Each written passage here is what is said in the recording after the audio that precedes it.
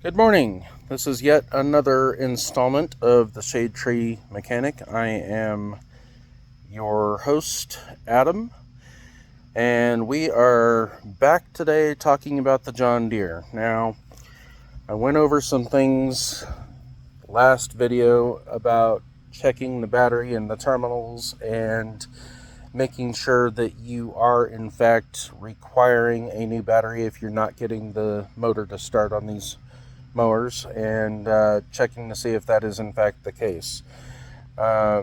Today, or on this video rather, I'm going to talk to you about what I checked out before deciding to purchase this mower from the individual who had it for sale at the yard sale that I went and picked it up at.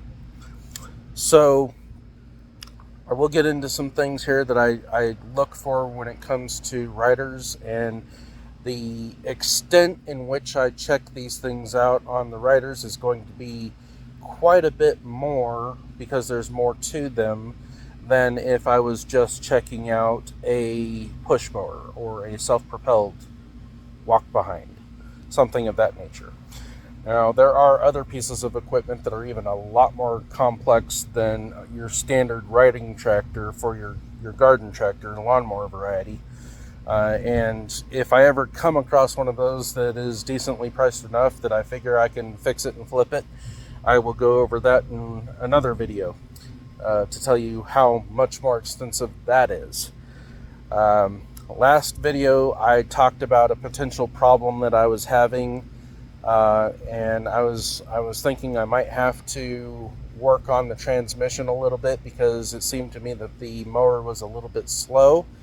After doing what I did to it, which I will explain in this video, this is a mower with a hydrostatic transmission, and they do have a problem in which they need to have corrected every now and then. They need to be maintained so that they can maintain their ability to move. Otherwise, these mowers will start to become sluggish. They'll become hard to move. They won't go as fast frontward or backward, and I will get into that later on in this video. But for now, I want to turn the video around and show you the mower and talk about what I was looking at when making the initial decision to purchase this mower, and go through that with you guys to let you guys know what you should be looking for.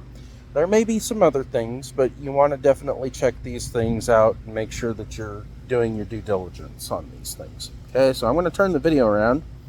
And here she is, yet again. This is the LA 125 John Deere. As you can see, I've got my crawlers mat out here. Now, I will tell you, I wasn't able to check this as thoroughly on site as I would normally check one of these things if they came in to my possession from a customer.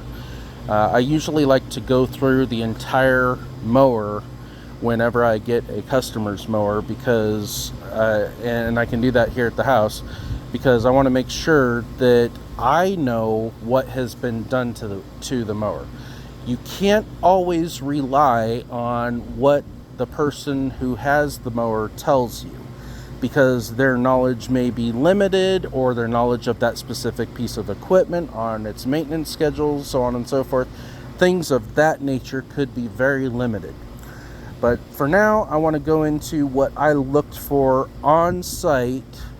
I did not have with me on hand my jack or my crawler mat or anything of that nature. So I do want to tell you what I do look for when I get into these things. That being said, I do sometimes have to get a little bit more extensive once I get them back home. So open up the hood here and show you the things that I'm looking at. So the very first thing that I want to check, now in the grand scheme of things, yeah, this mower looks a little bit dirty, but if you've been around mowers specifically for a while, and it doesn't take long, you start to recognize when a piece of equipment has not been taken care of very well. You start to recognize it because a lot of times when someone doesn't know that they should, or they just don't care, either way, it doesn't really matter. You're going to open up this hood on these things and you're going to see that you're going to have buildup. Dirt, debris, grease, oil, you name it. It's going to have buildup, especially if the person just doesn't care about the condition of the mower. Now, this is actually, I don't recommend waiting as long as I have to do this. I'm taking off the air filter cover right here. This is the very first time, and that's the part that I don't recommend. I don't recommend waiting as long as I have to do this. But I want to take this off and take a good look at this filter and cover. And you can see around the edges here, and that's a little to be expected here. It's a little brown right here. You can kind of see that, and underneath this little foam filter, which is a very good thing to have on these things, by the way, that it's quite a bit cleaner. So this filter overall is in good condition, I would say, and has not needed to be replaced at this juncture. It looks like it is a fairly recent replacement. Doesn't look like it has much debris collection whatsoever. So I'm going to say that this filter here is definitely less than a year old, and probably even less than 6 months, maybe even fewer than 3. But so that's one of the very first things that you should check, and I recommend that you do. I, however, did not when I was at the location where I picked this up from. So don't do that. Don't wait that long. I should have done it. It should have been on my checklist. I know these things. But just in case you didn't think that was a very important thing to check, let me tell you the reason why that is important. That's going to tell you the potential overall health of your fuel system. It's going to tell you what kind of condition you can expect the carburetor to be in. It's going to tell you what condition your fuel tank is in. It's going to tell you what condition your fuel lines are in, your fuel pump. I mean, there are some extenuating circumstances and things that you can't tell by that, but generally speaking, if you're getting a lot of debris in your air filter, then chances are it means your fuel system is also partially, if not totally, clogged. And if your motor won't start, a lot of times it's that right there. Your air filter, your motor has to be able to breathe. So you want to make sure that you don't have anything inside this little air intake on the side here. Your air filter is nice and clean. Your cover area is nice and clean. The engine overall is nice and clean. You do want to check those and make sure that that is the case, because if that is the case, that means that their chances are the equipment has been cared for, and that means your likelihood of having a major problem when you're trying to fix these things up, especially if it's for resale. If you're using it for your own personal reasons at your house, you want to mow your own lawn with it, and it's something that you intend to keep, you want to make sure that you get a piece of equipment that's good and reliable for yourself. But you also, if you're dealing with customers, their number one complaint is going to be a piece of equipment that doesn't operate the way they expected it to and the way you sold it to them. So do yourself a favor. Don't set yourself up for failure on your reputation as a seller. If that's what your intent is, make sure that you're selling a good piece of equipment. And that right there, the cleanliness of the motor, tells you a lot about the potential problems this thing could cause you if you use it for yourself or try to sell it to someone in that condition. So it's a good idea to do that, just to make sure. And the other thing that you're going to check on this fuel filter right here, you see how clean that fuel filter is? That is a nice filter. It has no color to the fuel that's in there, which there is some. There's not a lot. But the reason why there's not a lot is because of that little fuel pump right there.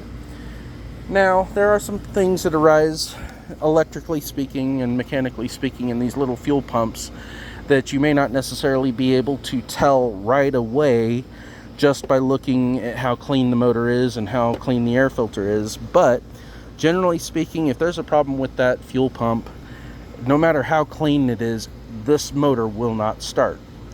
Now, there are ways to check and see definitely if that is your problem.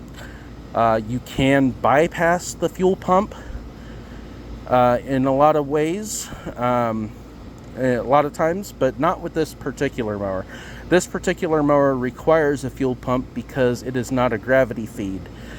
Some mowers that have a gravity feed situation where the fuel source is above the motor and the fuel exit coming out of the tank is going downward into the carburetor, they do not require a fuel pump. Some will actually still have one, and in a case like that, you can bypass that fuel pump altogether. Now, in a situation like this, you can see here, this is a little window that you're supposed to be able to see the fuel level on, which means the fuel tank is right here underneath the seat. A lot of times you're not going to be able to tell how much gas you have in that. It's not going to show up, especially if it's as clean as this one is. And you have to actually look and see how much gas you have. So there are times where you're not going to be able to see that level through that little bubble window that they're providing for you there. But you want to make sure that you've got a nice clean tank. If you want to check your gas level, you're going to have to do it that way, because a lot of times, like I said, it's not going to be visible there.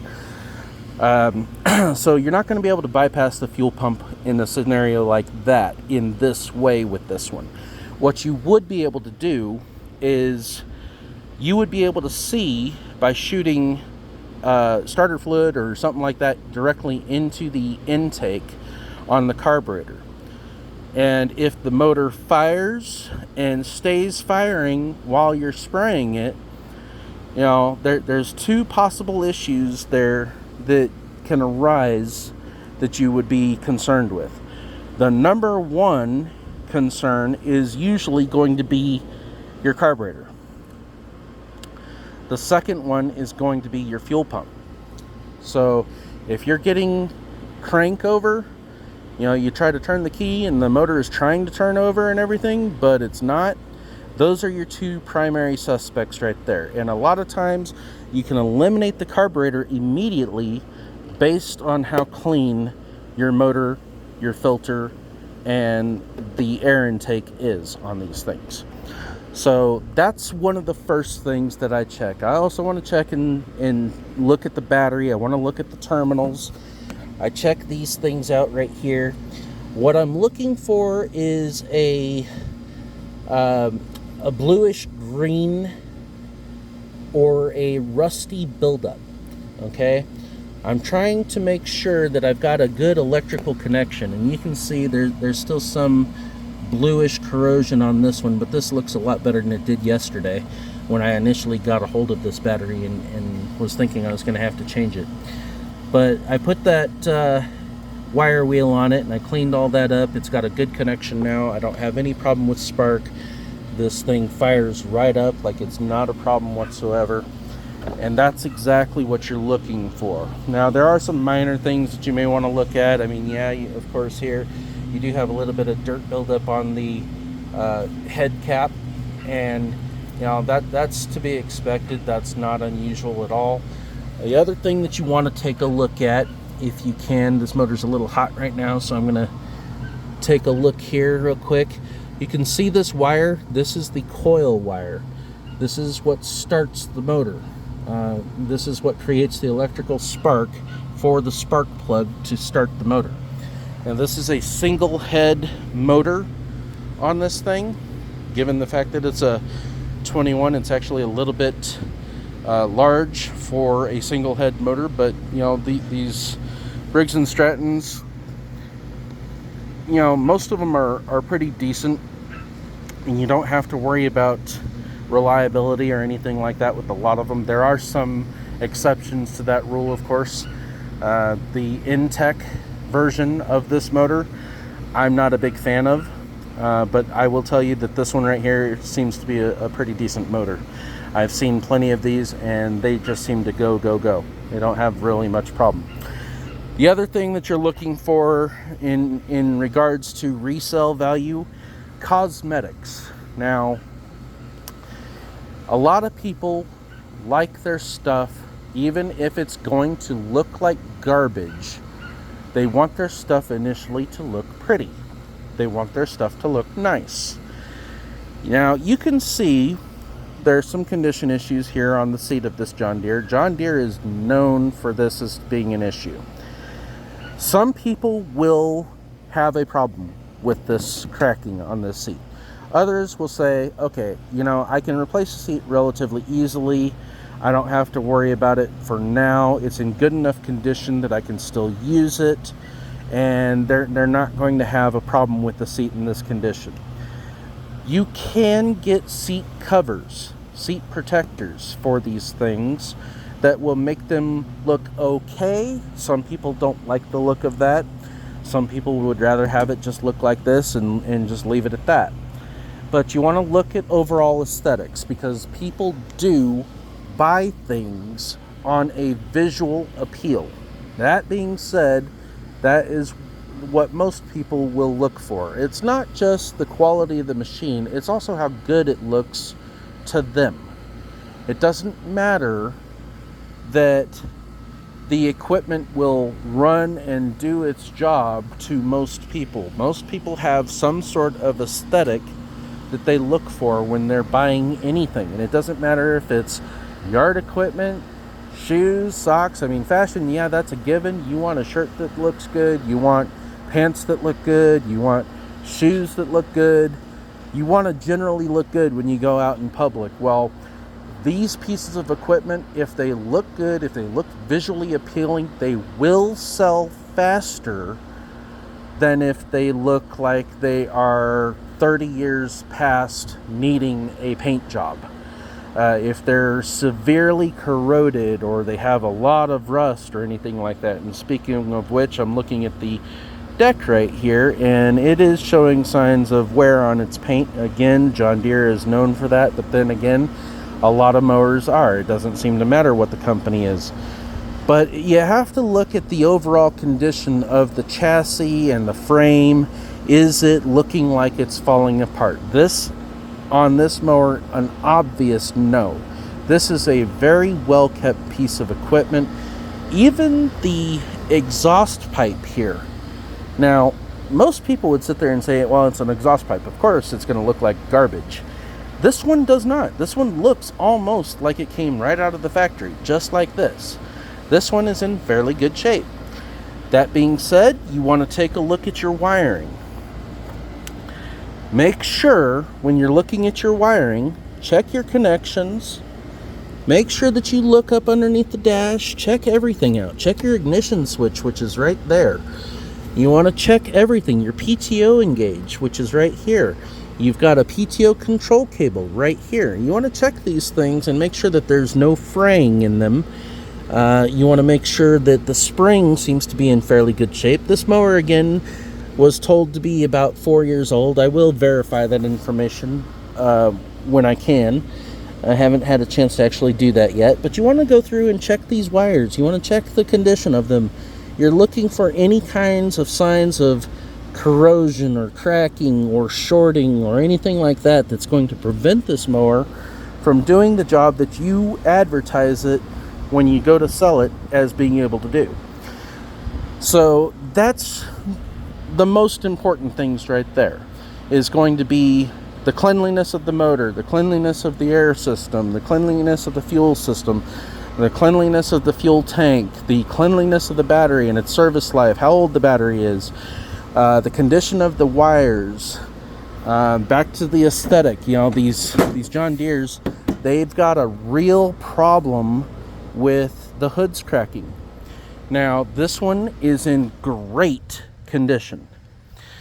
You know, so that's really important when it comes to the aesthetics and selling these things. Like I said, visually, people are not going to look at something the same way if it looks like it should have been put out to pasture over a year ago, or has been sitting out in the pasture for over a year.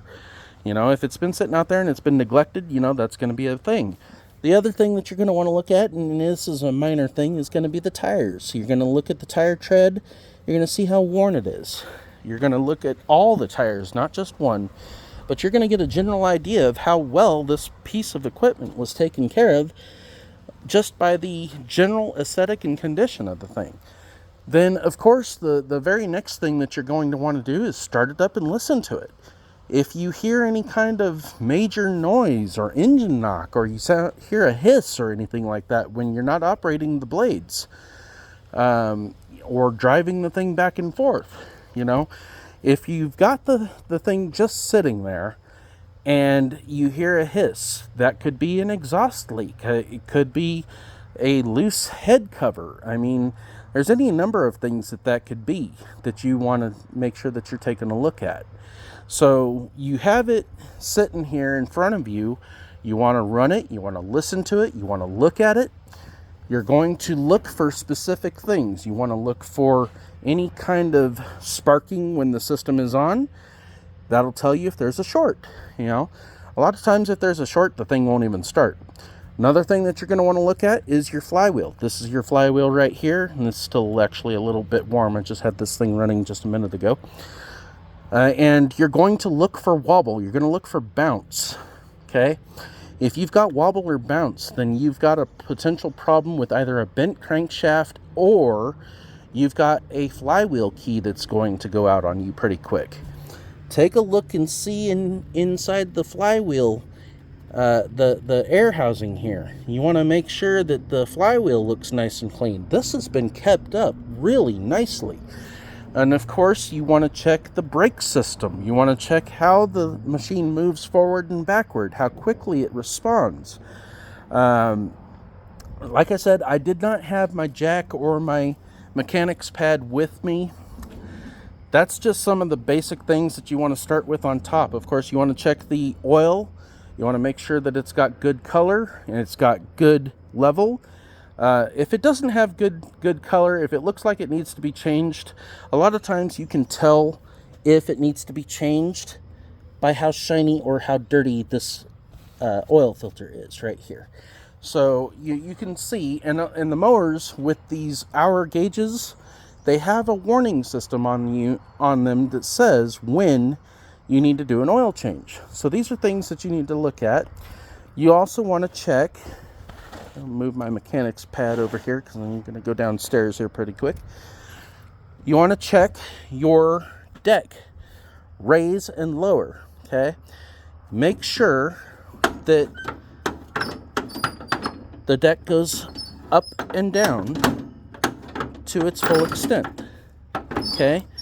It'll tell you what kind of condition the deck is in a lot of times, or at least the levers for the deck, okay? The next thing that you're going to do, and I did actually do this, is you want to get down here at the deck level,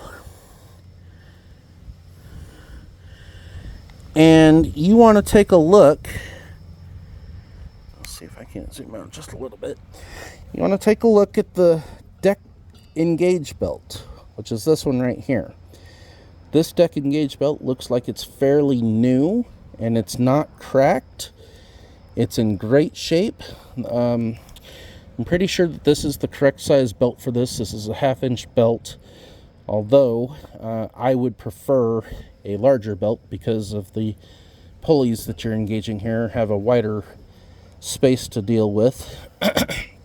But that being said, you do want to go with the manufacturer's recommendation here.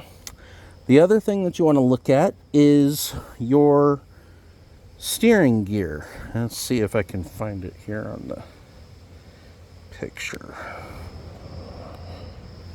Okay. Not showing up very clearly. Might need to clean my lens a little.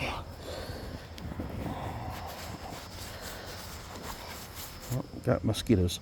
Okay, so let's see if I can't get that to show up. Okay, it's not really showing up here, so I'm going to have to just narrate here and tell you what I'm looking at.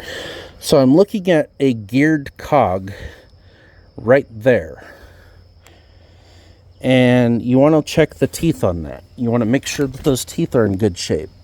Check the pulleys, wiggle them around. If they move, if they wobble, when you turn them, anything on these spindles, you want to make sure that they don't do that on these pulleys and everything.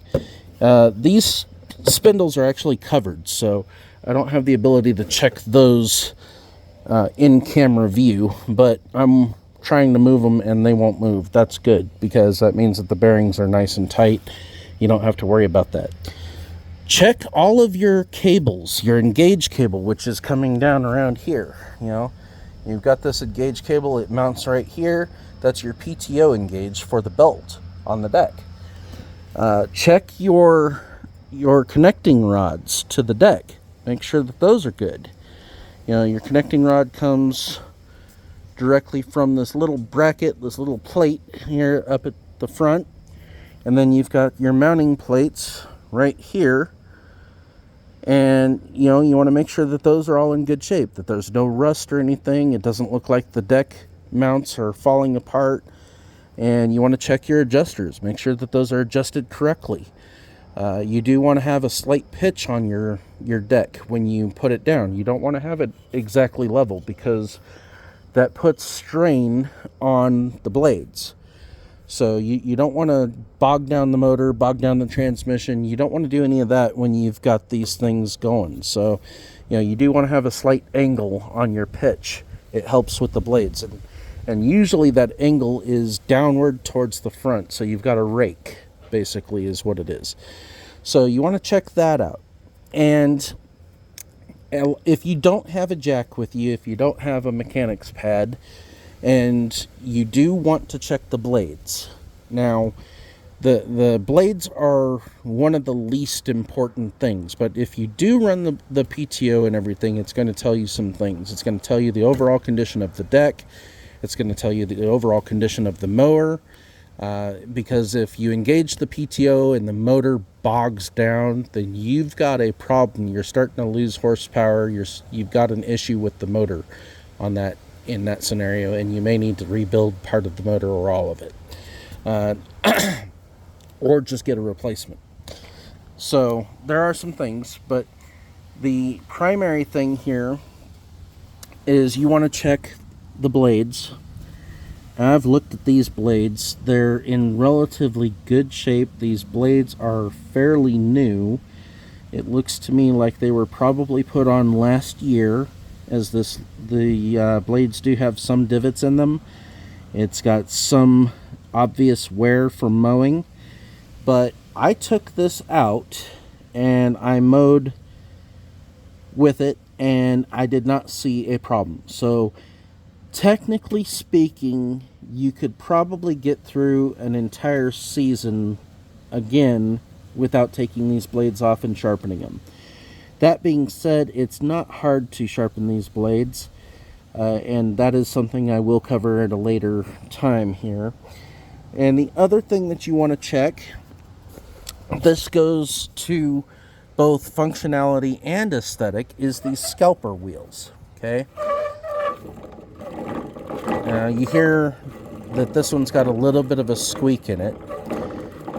That's not unusual. A lot of people like to put grease inside these things. If you're going to do that, limit how much you put on.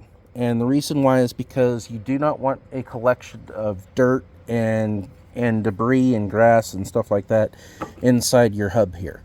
Okay?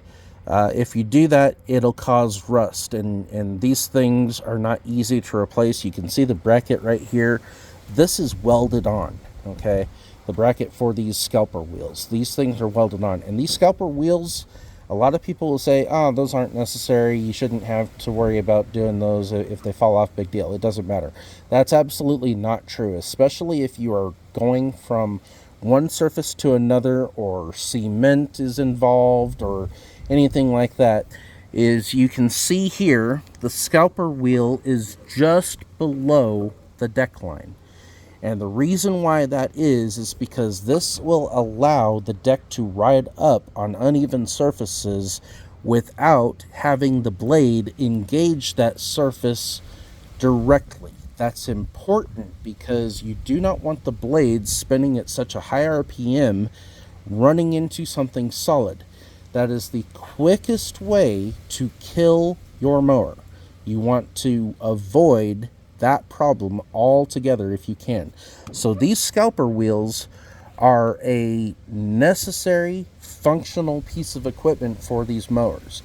A lot of people think that they're just there as an aesthetic. They don't know why they're there.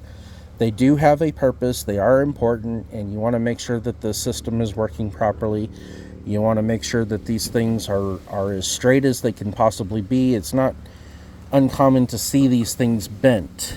It does happen. I've seen it personally.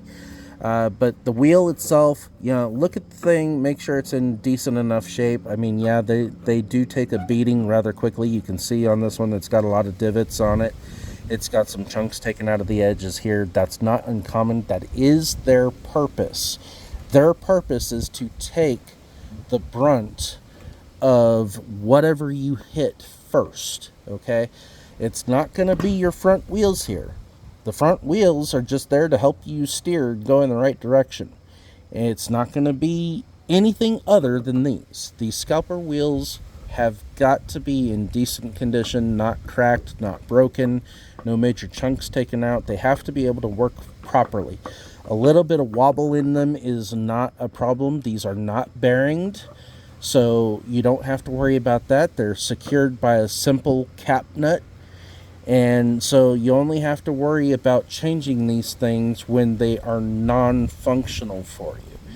So these are the things that you want to look for. You also, if you can, you should probably bring, at the very least with you when you're checking out these mowers to decide whether or not to buy them, you want to bring a flashlight with you. I don't currently have one on me, but you do want to check another belt. There is another belt. It's the drive belt for the transmission. It connects directly to the upper pulley on the motor here that's obscured by the frame here. You might be able to see it just a little bit right there. Yeah, there it is. So this is a two pulley system on this. Some of these mowers have a direct shaft drive, and some do not. This one does not. This one has a belt, and so the transmission is controlled by that belt. It has an engage where the idler pulley will engage the belt, tighten it up, so if you're going forward or backward, different one will engage for each direction. And that's how that system works. And this is the correct way that this is set up. The larger portion pulley is on the bottom. That's for your deck drive. The smaller one, which is not required to be large, is on the top side. And that is appropriately secured, and that belt seems to be in good condition. But you do want to check that belt. Get yourself a flashlight. Look at as much of the belt as you can, although you can pick and choose a section of the belt to look at and verify if that belt looks like it's good to go or if it needs to be changed. Now, that is very important because you don't want that belt. That belt is a pain in the neck to replace. So if you're looking for a quick flip, make sure you check that belt, because that will be the difference between having a quick flip and a good day or a good week, depending on what your time frame for, fixing and repairing and flipping is. If you're in a time crunch, you don't want to be messing with that belt. So check that belt. If it looks like it's toast, leave that piece of equipment alone if you're in a time crunch. Or if you know how to do it quickly, or if you have help, it can be done in about an hour. But, it really depends on the amount of tools you have, how much of this you want to get into. I have actually seen people take off the top part of the chassis off of the frame in order to change that belt. That's how extensive it can get, and it varies on how extensive it gets based on what make and model and year of mower you're dealing with. Every single one of these is different. That's one of the things that you have to be aware of when you're picking these things out, is that the procedures, while the basics will all be the same, the mode of how you have to do it, the tools that you have to use, that can change. The amount of time that you can expect to be working on it, that can change. Any number of things that you're dealing with here on these things, that is something that you have to be aware of, just how extensive you want to get into it. You are the only one who can determine just how much time you want to spend on the piece of equipment, getting it ready to go and up on a marketplace, either Facebook Marketplace or any one of the other numerous places you can sell equipment on. OfferUp is another good place to go. Craigslist still has ads for local equipment and stuff like that. Pick and choose whatever you want to do, but whatever your time frame is, only you can decide how much time you want to spend on it. If you're doing a condition check like I'm describing here, that will tell you if it is a good buy for you or if it's a bad buy. If there's some things on there that need to be replaced, like the drive belt, so on and so forth, if there's anything that's going on like that, but the price is right and you're willing to spend the time it takes to fix it, it could still be worth it to you. Like I said, only you can make that determination. So the other thing that you want to look at is going to be the transmission. The transmission on the outside, you want to check this thoroughly. It has got to look clean, and that's the transmission right there. This is a hydrostatic transmission, meaning that you just press down the pedal and it goes in the direction that you tell it to. There is no variable speed on it, with the exception of how much pressure you're putting on the pedal. I like these transmissions, but like I said, they do have a little bit of a problem. This is what I was going to tell you guys. They do have an issue where they suck air. I don't know where they're sucking air from or what the case is, but they do suck air, and it does stop them from doing what they're supposed to do.